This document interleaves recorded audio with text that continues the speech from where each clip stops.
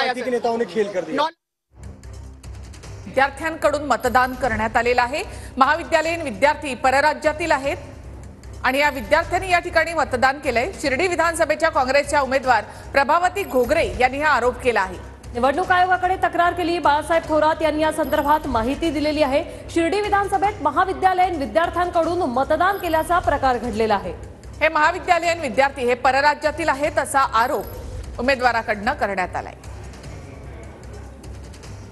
शिर्डी विधानसभेमध्ये प्रभावती घोगरे काँग्रेसचे उमेदवार आहेत। त्या ठिकाणी महसूल मंत्री राधाकृष्ण विखे पाटील देखील उमेदवार आहेत भाजपच्या वतीनं। पण एक व्हिडिओ जो आहे घोगरेंताईंनी तो व्हायरल केलेला आहे। त्यामध्ये असं दिसतं की काही विद्यार्थी जे आहेत ते मतदानासाठी येतात, त्यांच्याकडे मतदार कार्ड देखील आढळून आले। त्यांनी त्याचा जाब देखील विचारला, त्या व्हिडिओत दिसतंय।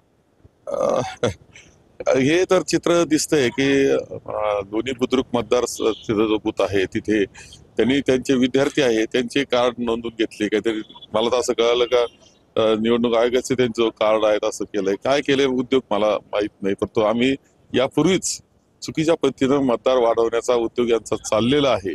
या बाबतीतलं तक्रार आम्ही निवडणूक आयोगाला केलेली आहे। त्यांनी निरपेक्ष भावनेनं तपासलं पाहिजे, आजच्या मतदानाकडे पाहिलं पाहिजे।